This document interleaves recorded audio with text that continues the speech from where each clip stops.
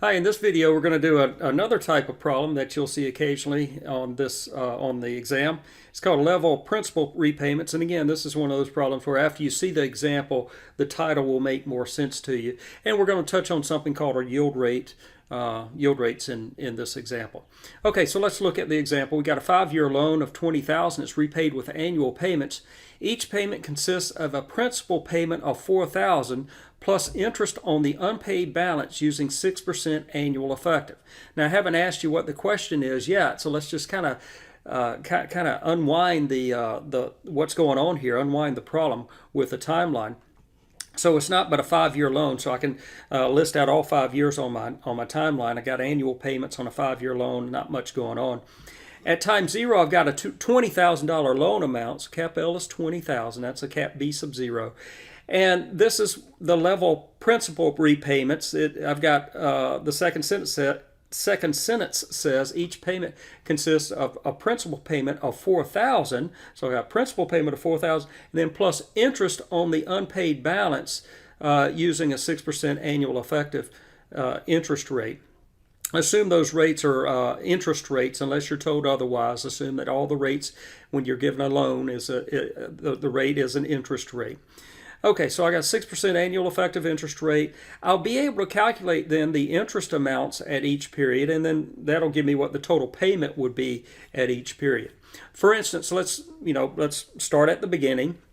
At time 0, I've got a $20,000 loan, so that's going to allow me knowing that the balance at time 0 is $20,000, is going to allow me to calculate the amount of interest at time 1. So again, I'm going to focus on this part. And the interest at time 1 is the interest rate times the balance at time 0. I've got numeric values. The interest rate is 6%. The balance at time 0 is 20,000. Take 6% of 20,000, and you get that the amount of interest that I owe on this loan is $1,200. So that means the total payment that I made on the loan would be the $4,000 plus the $1,200, or $5,200 is the total payment.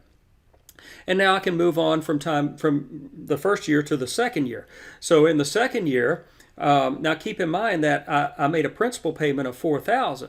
And so my goal here is to calculate what the amount of interest is at time 2, but that's going to be based on the balance at time 1. So what is the balance at time 1 now, knowing that the balance at time 0 was 20,000 and I paid off 4,000. So the balance at time 1 is 16,000. And so now I take that 16,000, and that 16,000 balance at time 1 allows me to calculate the interest at time 2. It would be 6% of that $16,000, which is $960. And then the total payment then at time 2 then would be the $960 that I pay in interest plus the $4,000 that I paid in principal. So I got $4,960 was my total payment. So now I move on to the third year, and I'm looking at time 3. And what I'm interested in is calculating the amount of interest at time 3. Of course, I'm going to need the balance at time 2 to do that. And the balance at time 2 I get from the balance at time 0, knowing that I paid off $4,000 in principal at time 1, and I paid off $4,000 in principal at time 2. So I paid off $8,000 total in principal off of the $20,000. So the balance at time 2 is now $12,000. And that allows me to calculate the amount of interest at time 3. 12,000 times the 0.06, or 720. And I continue this pattern. The 720 plus the 4,000 gives me a 4720 total payment. Continue this pattern. 8,000 will be my balance at time 3. 6% of that would be 480. That's the interest payment at time 4. So 4480 would be the total amount of the payment at time 4. And then finally, for time 5, I'm going to owe 4,000 at time 4. 6% of the 4,000 is 240. That would be what my interest payment would be at time 5. I make that $4,000 payment at time 5 to pay off the principal, the rest of the principal. The total payment at time 5 would have been the $4,240. So that's actually what's going on here. So that's again, I didn't want to write out what the question was here. I didn't want to confuse you with what the question was. I wanted to actually talk more about what the situation is, how the loan is being paid off here.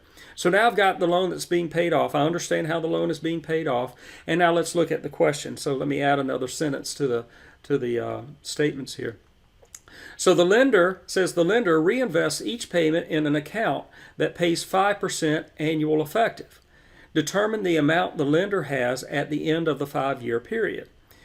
And so, okay, so the lender's going to take each payment. So what are the payments? That's that bottom line there, $5,200 and then $49.60 and so forth. And the lender's going to invest those payments in an account that pays 5% annual effective. And again, the question is, how much does the lender have at the end of 5 years? So this is a problem from the previous module. This is an arithmetically decreasing annuity problem where I want to know what the accumulated value of this arithmetically decreasing annuity is using a 5% interest rate. So in the last module, in Module 2, you would have been presented the problem this way, and then there would have been different ways for you to attack the problem. But one way for you to attack the problem is to recognize that this is arithmetically decreasing with the common difference of 240. And so I'm going to peel off 240 from say from the last payment. If I peeled off 240, then I would have 4,000 left that I would have to pay. So I'm going to view the payments then as level payments of 4,000 plus and then a standard arithmetically decreasing annuity. And so that's what I would have rewritten the payments this way. This is one way to attack the problem, probably what I would have done actually. But the way the problem was set up, this is what led us, we're kind of led to having this payment stream to value. And I just want to take the accumulated value of this at 5%. So it's not hard to do. Symbolically then it would just be the 4,000 is level. I got 5 level payments of 4,000. I'm valuing it at the time of the last payment. So that's going to be a 4,000 times an S angle 5. And then plus, so the answer here is that the accumulated value is a 4,000 times S angle 5 plus the value of that arithmetically decreasing annuity. Factor out a 240 and you get a 240 times a cap DS angle 5. Go through the calculation, just do that in 2 steps, calculate each term separately, add them together. And what you'll find is that the accumulated value that the lender has after investing those payments at 5% annual effective, the accumulated value that this lender has is $26,210.25. Okay, so now let me tweak the problem up just a little bit. Instead of the last sentence being determine the amount the lender has at the end of the 5-year period, let's say that the question is, and here's the yield rate part, determine the lender's annual effective yield rate over the 5-year period.